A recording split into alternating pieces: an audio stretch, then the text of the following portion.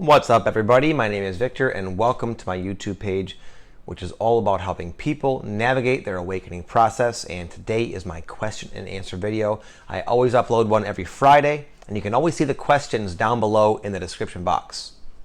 Someone wrote to me with a very wild experience, and this is sort of I'm going to bring this up because I already answered a question in the comment section because it was sort of urgent for her. But this sort of brings up a very good point that I think will hit home and kind of be like a case in point for some of the things I've talked about involving going around and telling normal people about your ascension process and your ascension symptoms and the fact that we're ascending. And this woman confronted her family, I'm guessing her parents and whatnot, about her experiences and the fact that we're ascending and all kind of stuff. And now she's dealing with her parents think she's crazy, and they're trying to take her kids away, and she's like battling with the courts and whatnot, and they're trying to force her to take medication because they're judging her as crazy. Now, it's unfortunate that she had to go through that, and that's why I'm talking about this, because perhaps her situation will help illuminate the reality for a lot of you that you cannot expect most people to really buy into what you're going through. It's not going to make sense to them. It's going to sound crazy to them. And you're not doing anybody any good by going off and talking about it to people who aren't ready for it. They're either just going to be put off by you, they're not going to give you any sense of credibility at all, and it's just going to make people think you're a freaking nut job. It sounds nutty, does it not? The fact I'm doing an Ascension question and answer video about our dimensional shift. If you would have asked me 10 years ago about this shit, I would have been like, dude, you are crazy. Wouldn't have you? So it's not your obligation, it's not your role or mission to go around and tell people this. And it's just unfortunate because I know it feels that way in the beginning. I felt that way too. So I wish someone would have told me, because I did the same thing and I got the same weird looks. Fortunately, no one tried to lock me up or anything, but it could have happened because it sounds like you're hallucinating some of the stuff we would talk about that is very normal to us, you and me. You know, a lot of these experiences are just like, oh yeah. You listen to, look at the comments that people leave, and you're not alone. You're not crazy, but most people on this planet right now will think you're freaking crazy and you're nuts. So just be careful with who you talk about. Not be careful in a fearful sense, but just kind of see it more clearly and realistically, the situation that not everybody is ready for this information. Not everybody needs this information to ascend anyway. And I'm just saying that because I see a lot of people. I get one of the very popular questions I get asked is, how do I tell my friends and family how to make the shift? And I always say, you don't. You be a good example of what it means to be a fully functioning, loving human being. That's it. You can use your own discernment, your own intuition, that there perhaps may be times when you can tell people certain things. But more often it goes down like this. Because you become so psychic and aware, oftentimes you'll know just what to say to someone in the right moment. There was one time I remember at a concert, my brother-in-law's best friend, his name's Joe, and I just somehow knew exactly what he was thinking, and I could feel what he was ruminating about. He was thinking about, he really wants to be like a medical marijuana grower. It's his passion. He's always talked about it. He's always like the bitch, always like the little worker guy for other people's big grows. And I just knew he was thinking that, man, I want to do this on my own. I just don't know how. I'm stuck in this job, and I just had this feeling. I just knew that all this was going on in his head. So I just looked at him. I said, Joe, you should grow, my man. You follow that. You know, I just said something like that along those lines, very normal. And he was like, you see people's face light up, like, oh my God, I can't believe you said that. To them, it's like a divine encounter because you just said exactly what was on their mind. And oftentimes, that's kind of how it is. And that's how you can be a service. Keep yourself present and open, and you'll know what to say. And again, it doesn't usually have to do with aliens and ascension. Now, buddy Sherry has asked me, do animals reincarnate like humans? And it's funny she said that because I've actually experienced a reincarnation of one of my pets, as crazy as that might sound. I had this awesome pit bull that I talked about in a few videos back, and we had to put him down, sadly. He was an amazing dog. I was very connected with him. In fact, funny she should say that, I my first past life regression, I actually went back to a life where I had the same dog. So this dog has been popping into my lives apparently more than once. And I was devastated. We had to put my pit bull down in this life at like 6 years old. It was a tragic situation I don't want to get into now. I'll start crying like a baby because it really hurt me. But I felt guided. I felt inspired to get this particular yellow lab. In fact, there was like a list of, not a list, but like this breeder showed a bunch of different dogs. And I remember thinking like, wow, oh my God, that I even showed my wife, like, look at this one. It looks exactly like my previous dog, Maynard. The eyes, the look, it just looked like the same damn dog. And strangely enough, we're like, we don't want that one. We chose a different one because we thought that we don't want to have another problem. We don't want that bad seed. You know, we had to put him down because he attacked my daughter. She was fine, in case you're wondering, but it was, you know, he snapped my previous dog. So we were like, we don't want that one. But we finally, it came down like a week before we were gonna go pick this dog up. We had picked, and there's some situation where someone came and ended up taking 2 dogs, and the second dog was the one we wanted. And all that was left was Maynard, this other soul. And you just have to take my word for it, but this is the same damn dog. He has all these weird mannerisms, like he like snort, like does that when he wants food. He howls at a particular song. He doesn't howl ever, this dog. Neither dogs did. And yet when this one song comes on the radio, this like country song my wife likes, my dog starts howling. Same dog, different body, howls at the same song. The way it walks, when I would take this dog for a walk, it always, all my other dogs I've been able to put into like I'd be like the pack leader, where he would walk kind of next to me or behind me in this like follower mode. But this dog is always like a foot in front of me, no matter what. I had the same exact issue with my previous dog, Maynard. And just the look in his eye, he has the same eyes, the same energy. When I look at him, I can just sense it's the same soul, the same spirit inside.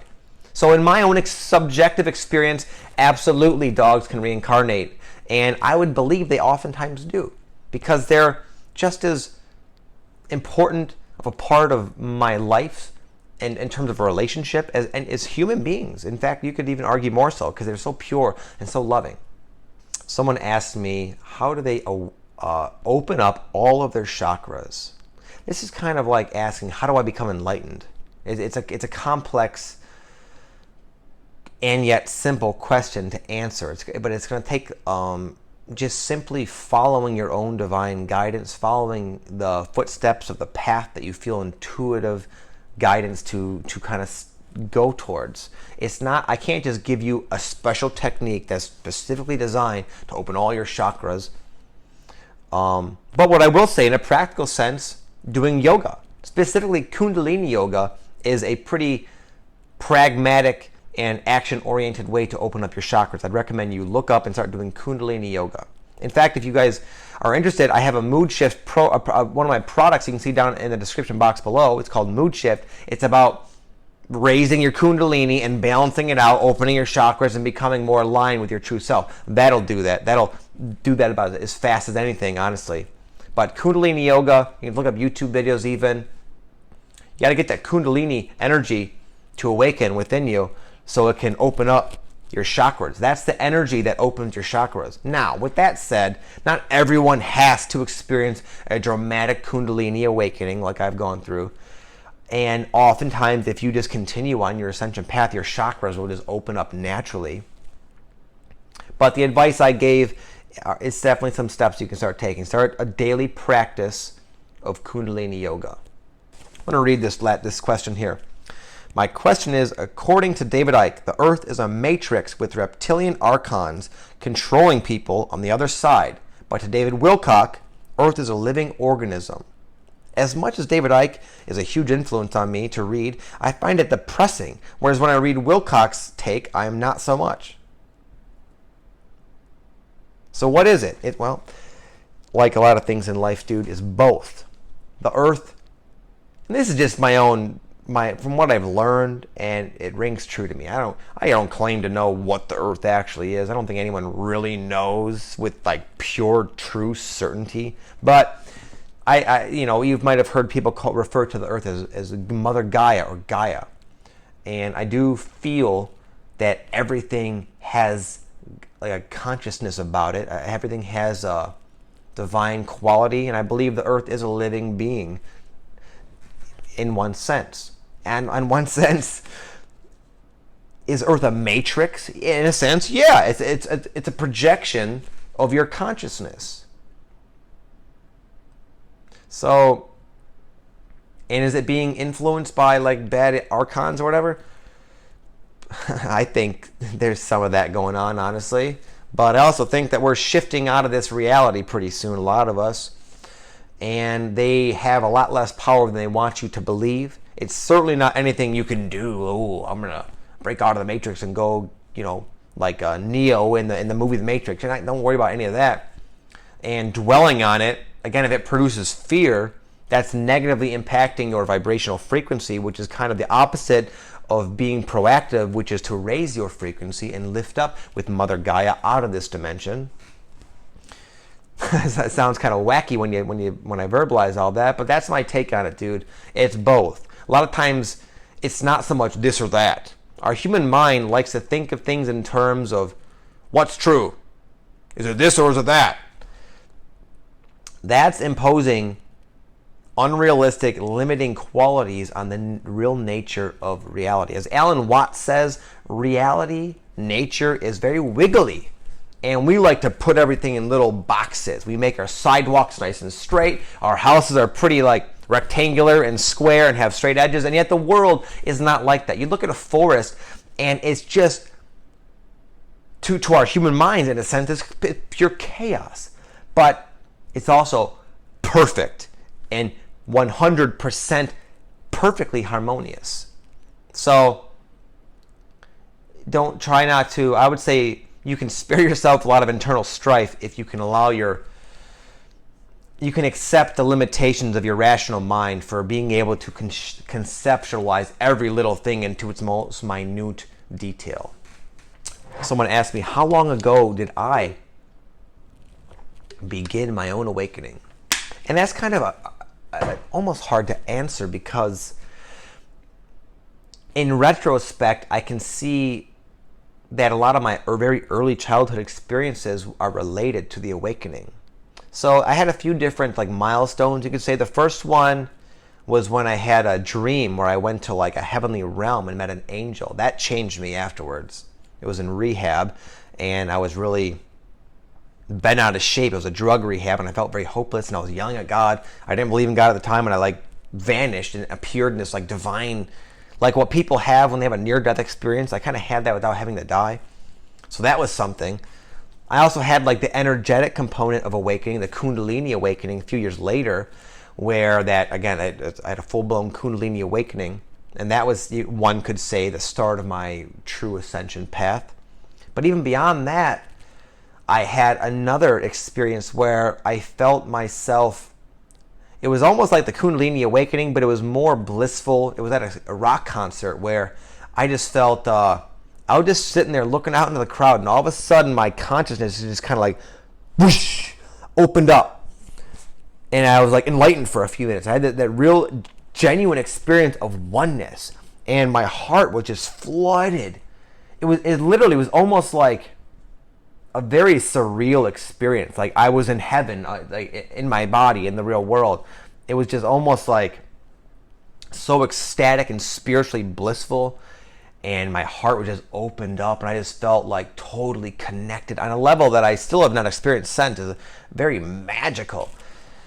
And right after that, I started coming into bombarded with information about light workers and ascension and fourth density and then what's happening and the way the world really is. And that, in a sense, you could say was like a milestone for me as well. But how long ago? My first experience, the angel one in the heavenly realm, that was like 13 years ago. Wow, damn.